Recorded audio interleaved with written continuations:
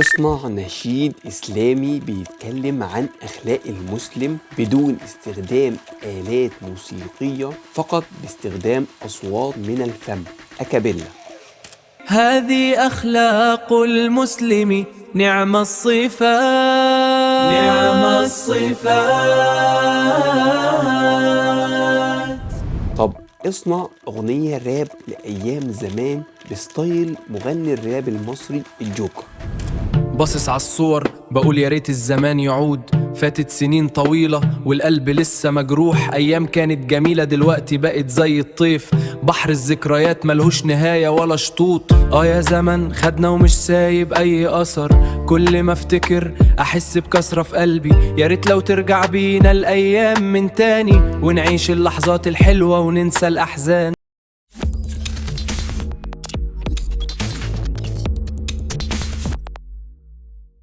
السلام عليكم، معكم طارق جاد، والنهارده جايب لك ميزه جامده جدا نزلت من جوجل وبالنسخه البيتا بس كسرت الدنيا. امال لما تنزل النسخه الرسميه؟ من خلال الرابط اللي هسيبه لك اسفل الفيديو في الوصف هيدخلك على رابط التدوينه الخاصه بموضوعنا النهارده علشان توصل لروابط مباشره.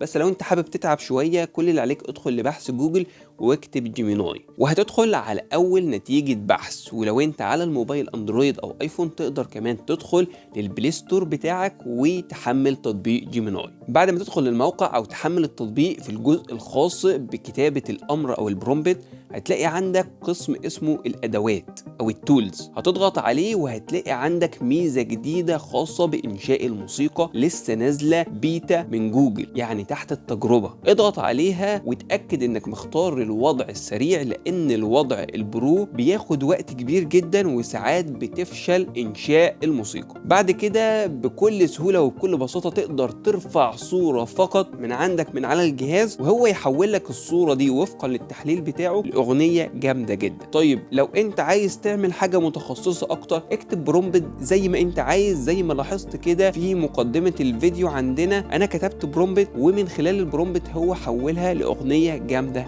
جدا. تقدر تعمل اناشيد اسلاميه، تقدر تعمل اغاني راب، تقدر تعمل اي ستايل انت عايزه وباي لغه وباي لهجه. انا هكتب مثلا اصنع نشيد اسلامي بيتكلم عن اخلاق المسلم بدون استخدام آلات موسيقيه، فقط باستخدام اصوات من الفم اكابيلا.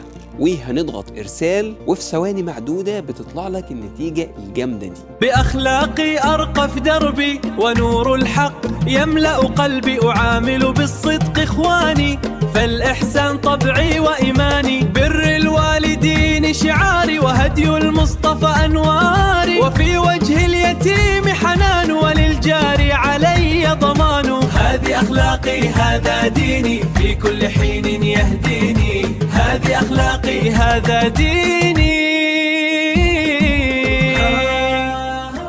طبعا زي ما اتكلمنا الأداة لسه في النسخة البيتا، فاحتمال كبير انك تلاحظ اخطاء في النطق في الكلام، وبالذات اللغة العربية صعبة شوية في مخارج الألفاظ، فاحتمال أكبر انك تلاقي أخطاء. بس الاحتمال الأجمل انك تلاقي النتائج جميلة زي اللي سمعتها كده في الفيديو. وأخيرا عايزك تنزل دلوقتي تجرب الأداة وتقول لي رأيك في الكومنتات. سبحانك اللهم وبحمدك، أشهد أن لا إله إلا أنت، أستغفرك وأتوب إليك. السلام عليكم.